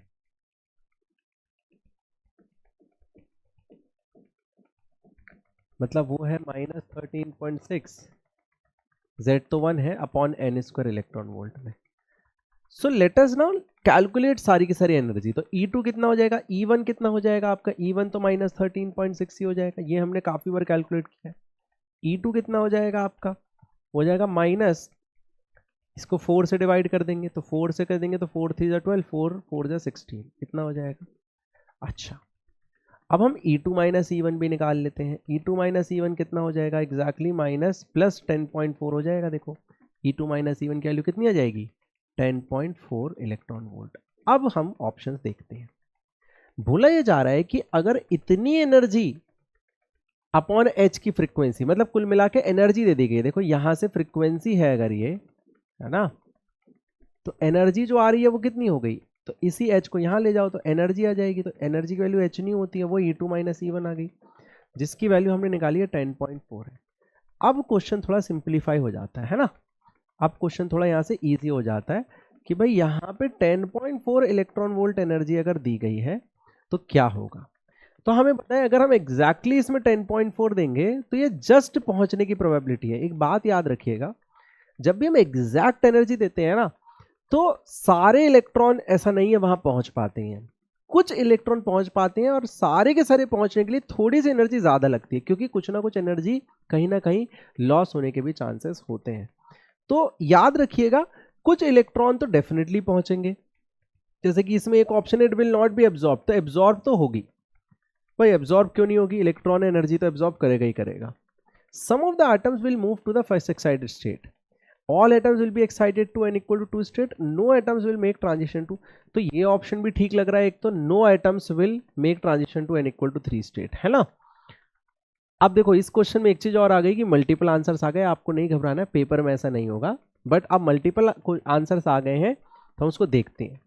सम of the atoms will move to the first excited state, क्योंकि जो हमारी एनर्जी है वो एग्जैक्टली इक्वल है दोनों स्टेट के बीच का, तो हम कह सकते हैं कुछ जो इलेक्ट्रॉन है वो फर्स्ट एक्साइटेड स्टेट में पहुंच जाएंगे, सारे के सारे नहीं पहुंच पाएंगे, क्योंकि ऐसा हो सकता है कि कुछ ऐसे इलेक्ट्रॉन हो जिनमें कुछ एनर्जी लॉस हो जाए और वो वहां तक नहीं पहुंच पाए, उतनी एनर्जी एब्जॉर्ब करके किसी दूसरे फॉर्म में वो एनर्जी को रिलीज कर दे और वो सारी की सारी एनर्जी लेके फर्स्ट एक्साइटेड स्टेट में ना पहुंच पाए।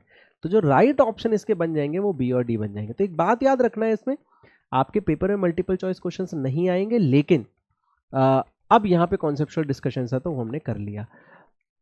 अगर हम इसको अननोन्स के वे में करते ना, थोड़ी सी हम यहाँ मिस्टेक कर सकते थे, यहाँ प्लस यहाँ माइनस का साइन नहीं है, इसको थोड़ा सा आप याद रखिएगा, इस बात को ध्यान रखिएगा। चलिए, in scattering experiment the impact parameter b is defined as distance of closed approach between projectile and target, closest distance between projectile and target if there will no deflection, distance of closed approach between projectile and target। तो impact parameter क्या होता है, ध्यान समझिए।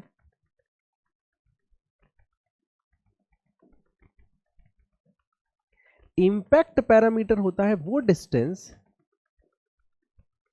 जहां से पहली बार deflection आपका दिखना स्टार्ट होता है ना। इम्पैक्ट का पैरामीटर कि भाई कोई अल्फा पार्टिकल आ रहा है, ठीक है, तो कब वो डिफ्लेक्ट होना स्टार्ट होगा, फिर धीरे धीरे पास आओगे तो डिफ्लेक्शन बढ़ते जाएगा। तो ये वो डिस्टेंस होता है जहां पे ये कह सकते हैं आप कि अगर इसके आगे गए तो कोई डिफ्लेक्शन नहीं होगा, अनडिफ्लेक्टेड निकल जाएंगे अल्फा पार्टिकल, इसके अंदर आए तो कुछ डिफ्लेक्शन हो रहा होगा। तो distance of closed approach between projector and target नहीं, डिस्टेंस ऑफ क्लोज्ड अप्रोच तो वो होता है जो बिल्कुल सामने आता है। Closest distance between projector and target if there will no deflection, बिल्कुल, है ना। और मैक्सिमम काइनेटिक एनर्जी नहीं, और नन ऑफ द अबव भी नहीं। तो वो डिस्टेंस जहां पे आप जिसके अंदर अगर आप अल्फा पार्टिकल को बम्बार्ड करते हैं तो आपको डिफ्लेक्शन दिख रहा होगा। चलिए, the fact that only a small fraction of number of incident particle rebound back in Rutherford scattering indicate what, भाई बहुत कम पार्टिकल डिफ्लेक्ट या रिबाउंड बैक कर पाते हैं, इसका मतलब न्यूक्लियस जो है बहुत छोटा है। तो the mass of atom is considered in very small volume, mass of atom is considered in large volume, नहीं, ये तो गलत है। जो मैक्सिमम मास है मैंने आपको बताया था, जो न्यूक्लियॉन्स का मास है न्यूट्रॉन प्रोटॉन का, बहुत छोटी उसमें है। तो मास ऑफ एक तो ये ठीक है। Number of alpha particle under head on collision is small, नहीं, इसके देखो अब फिर से वही बात है कि अगर हम उस नजरिए से देखें कि भाई जो हेड ऑन कोलिजन करने वाले अल्फा पार्टिकल है वो कम है, तो ये भी इसलिए क्योंकि उसका न्यूक्लियस छोटा है, है ना। तो एक्चुअली में यहां पे बोथ ए एंड बी ठीक हो सकता है, क्योंकि न्यूक्लियस छोटा है तो अल्फा पार्टिकल भी बहुत कम ही head on number of alpha particle भी बहुत कम ही है जो हेड ऑन कोलिजन कर पा रहे हैं। तो ठीक है, ये भी एक ठीक स्टेटमेंट है, गलत नहीं है इसमें कोई बात भी। तो both A and B will be the right option. देखो ऑप्शन में था भी तो हमने टिक भी लगा दिया, नहीं होता तो फिर हम डेफिनेटली बी ऑप्शन को ही टिक लगाते अगर वो नहीं होता ऑप्शन में। तो for Lyman series the emission is from first state to nth state, for Paschen it is from third to nth state, Brackett it is from fourth state to, ठीक है, Pfund it is from fifth to nth state. Number of spectral lines and hydrogen, कितनी spectral line बन सकती है। पहले spectral line का concept समझाता हूं आपको। देखो, जब भी किसी स्टेट से इलेक्ट्रॉन ऊपर जाता है, जैसे मान लीजिए यहां से ऊपर गया, तो वो यहाँ वापस आ सकता है, यहाँ वापस आ सकता है, यहाँ वापस आ सकता है, यहाँ वापस आ सकता है, यहाँ वापस आ सकता है ना, डायरेक्ट यहाँ भी वापस आ सकता है। बहुत सारे डिफरेंट डिफरेंट वो डी एक्साइटेशन दिखा सकता है, एमिशन कर करके नीचे आ सकता है। तो ये जो नंबर है इसी को कहते हैं हम स्पेक्ट्रल लाइंस। इन्हीं को क्या कहते हैं हम, स्पेक्ट्रल लाइन, क्योंकि ये दिखती हैं, ये लाइट की लाइंस होती है, मतलब ये फोटोन के फॉर्म में निकलती हैं, तो फोटोग्राफिक प्लेट पे हमें दिखती हैं। अब पूछा जा रहा कितनी बनेगी, तो भाई देखो, इस इलेक्ट्रॉन के एक्साइट कहां तक हो सकता है, इनफाइनाइट तक, तो वापस आने की कितनी पॉसिबिलिटीज है, इनफाइनाइट। तो एक्चुअली में इनफाइनाइट नंबर ऑफ लाइंस बन सकती हैं, यहाँ पे कोई फिक्स नंबर नहीं है, बल्कि यहाँ पे स्ट्रेट ही बता के उन्होंने यही बताया कि कितनी लाइन बन सकती है, कितनी बन सकती है। हाँ, किसी एक पर्टिकुलर स्टेट का बोलता, मान लीजिए वो बोल देता कि फिफ्थ स्टेट से फर्स्ट में जंप कर रहा है, बताओ कितनी बनती है ना। तो आपको ये देखना था कि इनके बीच में नंबर ऑफ स्टेट कितने अवेलेबल है। तो 1 2 3 4 5 5 अवेलेबल है। तो नंबर ऑफ स्पेक्ट्रल लाइन का फॉर्मूला आता है n इंटू n -1/2। तो 5 into 4/2 that is 20 lines, sorry 10 lines.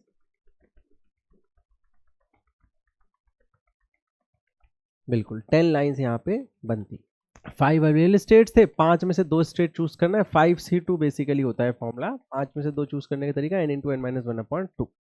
तो 5 इंटू 4 20/2 10 हो गया। चलिए, figure shows energy levels of atom with 6 transitions. Wavelength of this is the following wavelength occurs in the absorption. In the absorption spectrum. अच्छा, absorption में कौन कौन सी हो सकती हैं?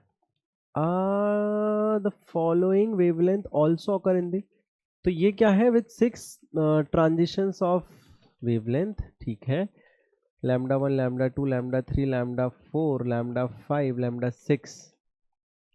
ओके, इनमें से कौन सी एब्जॉर्प्शन में पॉसिबल है? The following wavelength also occur in the absorption spectra. देखो, एब्जॉर्प्शन स्पेक्ट्रा में आप देखेंगे लैम्डा 1 से जब आप जाते हैं 3 में जा सकते हैं, 2 में जा सकते हैं, 1 में जा सकते हैं ना, मतलब 2 3 4 में जा सकते हैं। यहां से आप यहां जा सकते हैं, यहां से आप यहां जा सकते हैं, यहां से आप यहां भी जा सकते हैं।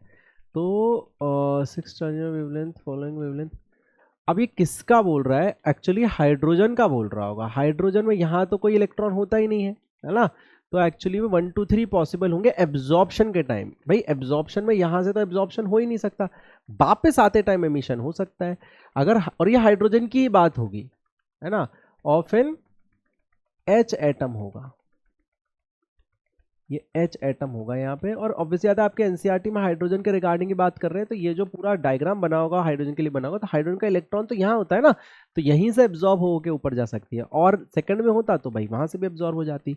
तो इसका राइट ऑप्शन ये बनेगा, तो ये हाइड्रोजन एटम होगा यहाँ पे। चलिए, the ratio of wavelength for 2:1 transition in lithium helium and this. देखिए, तो बड़ा सिंपल है भाई, 1/λ इज इक्वल टू होता है RZ², 1/1 का स्क्वायर माइनस 1/2 का स्क्वायर। अभी मैंने आपको बताया था कि यहाँ से आप लैम्डा इंटू Z² की वैल्यू को कांस्टेंट की तरह प्रूव कर सकते हैं, क्योंकि देखो ट्रांजिशन सेम है, ट्रांजिशन सेम, ये सेम, इसका था लैम्डा इंटू Z² क्या हो गया, कांस्टेंट हो गया, लैम्डा इंटू Z² है ना, बस और क्या। तो ये वाला 36 गुना है, ये इसका 4 है, और ये वो है, तो ये आ जाएगा, है ना। अब किसका किससे पूछ रहा है, 1 मिनट, 9λ3 आएगा, ठीक है।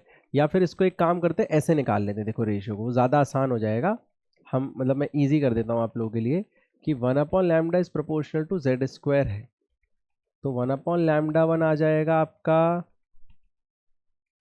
या λ1 आ जाएगा आपका कांस्टेंट अपॉन 9, लैम्डा 2 आ जाएगा आपका कांस्टेंट अपॉन 4, ठीक है ना। तो बस ठीक है, तो अगर मैं यहीं से देख लूँ, इसी चीज़ को चेक कर लूँ, तो the right option will B this 4:9:36। Lambda 3 आपका आ जाएगा कितना, कांस्टेंट अपॉन 1, सही है ना। ठीक है, एक्चुअली ना अब ये इसमें कंफ्यूजन क्या हो रहा था कि रेशियो किसका दिया, तो मेरे हिसाब से इसका ही रेशियो दिया हुआ है ना, डेफिनेटली इसका ही रेशियो दिया हुआ है, और किसी का रेशियो तो यहाँ पे गिवन नहीं होगा, है ना, और किसी का रेशियो तो हो भी नहीं सकता। ठीक है जी, चलिए आगे चलते हैं।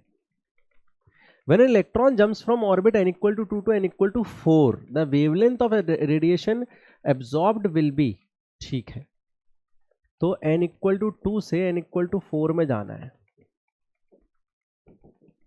तो जो एब्जॉर्ब होगी वही एमिट भी होगी, तो एमिशन का फॉर्मूला बन जाएगा आर जेड स्क्वायर 1/2 का स्क्वायर माइनस 1/4 का स्क्वायर, है ना। तो 1/λ हो जाएगा आर किसका है, when electron then the wavelength. अब देखो इसमें भी जेड मेंशन नहीं है, तो हाइड्रोजन ही होगा,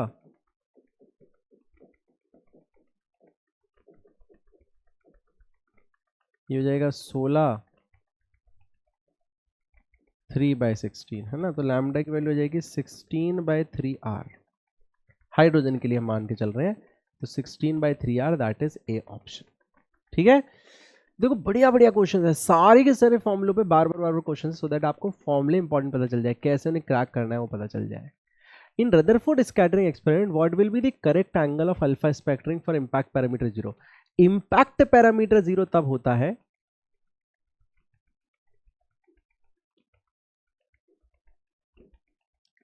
इम्पैक्ट पैरामीटर तब 0 होता है जब आपका अल्फा सीधे सीधे यहां बम्बार्ड हो जाता है, तो आपका इम्पैक्ट पैरामीटर 0 हो जाता है। तो जो बेसिकली 180 डिग्री पे जो बेसिकली 180 डिग्री पे जाता है, उसके लिए हमारा डिस्टेंस ऑफ क्लोजेस्ट अप्रोच और रेडियस हो जाता है, बेसिकली यहां से वो डिस्टेंस खत्म हो जाता है ना।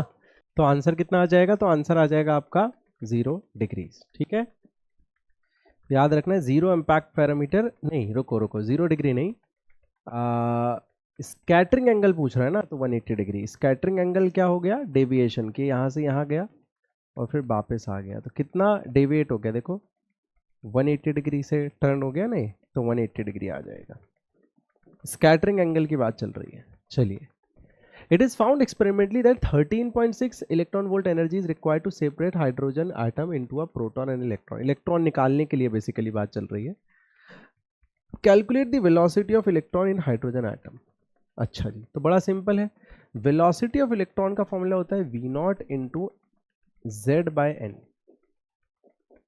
v नॉट की वैल्यू होती है 2.6 इंटू 10⁶, z की वैल्यू 1 होती है, इलेक्ट्रॉन फर्स्ट स्टेट में होता है, तो आंसर आ जाता है 2.6 इंटू 10⁶ मीटर पर सेकेंड, ठीक है ना। 2.16 मतलब 2.2 इंटू 10⁶ मीटर पर second will be your right answer. चलिए नेक्स्ट क्वेश्चन देखते हैं। Find the ratio product of velocity and time period of electron orbiting in second and third orbit. किसका रेशियो बोला है, वेलोसिटी और टाइम पीरियड। अब देखिए, पहले तो दोनों के फॉर्मूले आपको अच्छे से पता होने चाहिए। वेलोसिटी ऑफ इलेक्ट्रॉन का जो फॉर्मूला है वो होता है आपका v not z/n। Time period का फॉर्मूला हमें निकालना पड़ेगा, कैसे, हमें पता है कि भाई टाइम पीरियड का मतलब एक चक्कर जब वो लगाता है इलेक्ट्रॉन, तो टोटल डिस्टेंस कवर करता होगा 2πr, किस वेलोसिटी से, v नॉट वेलोसिटी से। अच्छा, r का फॉर्मूला यहाँ रख लेते हैं, इसी को सिंप्लीफाई कर लेते हैं ना, तो 2πr0 n²/z, और यह जाएगा v नॉट z/n। तो यहाँ से टाइम का जो फॉर्मूला हमारा बन रहा है, ये तो सारा कांस्टेंट आ जाएगा, 2πr0 अपॉन v नॉट, है ना, और यह जाएगा n³/z²। बोला है find the ratio product of velocity and time, तो वेलोसिटी इनटू टाइम कर देते हैं, और क्या है। अरे यार, हमने इतनी मेहनत करी, हम सीधे वेलोसिटी इनटू टाइम यहीं से निकाल लेते ना, ये ज़्यादा आसान हो जाता है। वेलोसिटी इनटू टाइम का जो रेशियो है वो 2πr के इक्वल आ रहा है। इस वाले पार्ट को हटा दो, चलो इसका हेल्प ही नहीं है, कोई मतलब ही नहीं है इसका, तो ना ये तो हमने अब ऑब्जर्व किया। देखो ऐसे करते करते चीज़ें निकल के आ जाती हैं। तो वेलोसिटी इनटू टाइम सीधे सीधे हमें दिख रहा है वेलोसिटी इनटू टाइम क्या होगा, डिस्टेंस जो कवर होगी 2 पाई आर, कुल मिला के जाएगा 2 pi r naught n square by z. तो सेकंड और थर्ड स्टेबल ऑर्बिट, तो ये मान लो कोई वैल्यू है, लेट से इसको हम कह देते हैं ए, तो A2 अपॉन A3 की जो वैल्यू आ जाएगी वो आ जाएगी, ये सब तो कांस्टेंट ही रहेगा दोनों ऑर्बिट्स के लिए, हो जाएगी N2 मतलब 2 का, ऐसे कर लेते हैं इसको पहले थोड़ी देर के लिए, N2 का स्क्वायर अपॉन Z, N3 का स्क्वायर अपॉन Z, Z से Z भी कट गया, ये आ गया 4 अपॉन 9, तो जो रेशियो आ जाएगा वो आ जाएगा 4 अपॉन 9। ठीक है, इंटरेस्टिंग क्वेश्चन, सारे क्वेश्चंस ऐसे जो एग्जाम में डायरेक्टली पूछे जा सकते हैं, ऐसे बनाए गए हैं, ऐसे इस तरीके से रखे गए हैं, इस फ्लो में रखे गए हैं कि आपसे कोई भी फिर चीज मिस ना हो। Determine the wavelength of radiation required to excite the electron in lithium dipositive from the first to third Bohr state. Determine the wavelength of radiation required, तो देखो भैया लिथियम डाइपॉजिटिव है और फर्स्ट टू थर्ड, तो first से third में जा रहा है, इसका मतलब अगर थर्ड से फर्स्ट में आएगा तो जो लैम्डा इमिट होगी उतनी लैम्डा आपको एब्जॉर्ब करवानी होगी, तो सीधे आप रिडबर्ग फॉर्मूला लगा दो, आर जेड स्क्वायर 1/1 का स्क्वायर माइनस 1/3 का स्क्वायर, है ना, जो एमिशन के टाइम लैम्डा निकलेगा उतना ही तो एब्जॉर्प्शन के टाइम लैम्डा देना पड़ेगा, तो 1/λ की वैल्यू हो जाएगी r 10⁻7 z। अब हाइड्रोजन हीलियम लिथियम, लिथियम का z होता है 3, तो 3 का स्क्वायर 1 - 9, तो ये आ गया 8 × 10⁻7 और 9 से 9 तो कैंसिल हो जाएगा, तो लैम्डा की जो वैल्यू आ रही है भैया यहां से वो आ रही है 1/8 × 10⁻7, 10 का मल्टीप्लाई, सॉरी इतना, तो ये आ गया 10⁻8, इसको ऐसे लिख सकते हैं ना 10⁻7 को अपॉन 8, तो जाएगा 1.25 × 10⁻8। अब आपको इस तरीके से तो नहीं दिख रहा, लेकिन आपको ये दिख रहा है, देखो ये वाला है ना 125 जैसा कुछ, तो इसमें 10 का और 100 का मल्टीप्लाई डिवाइड और कर लो, तो 100 का मल्टीप्लाई करोगे कितना आएगा और डिवाइड करोगे कितना आ जाएगा, तो ये आ गया लैम्डा या फिर 125 एंगस्ट्रॉम। अब एग्जैक्ट 125 आ रहा है यहाँ पे, पता नहीं क्यों 125.5 है ना। Determine the wavelength of radiation required to excite electron. अच्छा, अब एक इंपॉर्टेंट बात है यहाँ पे कि अगर लैम्डा इससे कम हुआ तो एनर्जी और ज़्यादा होगी, एनर्जी और ज़्यादा होगी तो वो ऊपर निकल जाएगा, है ना, 3 से और ऊपर निकल जाएगा, और अगर लैम्डा इससे ज़्यादा हुआ, हम ऑप्शन चेक कर रहे हैं, अगर लैम्डा इससे ज़्यादा हो गया बाई चांस, तो लैम्डा अगर और बड़ा हो गया तो एनर्जी और कम हो जाएगी जो आपने दी होगी, एनर्जी कम दोगे तो वो क्या होगा, वो वहाँ तक नहीं पहुँच पाएगा, है ना, जहाँ तक उसे पहुँचना है।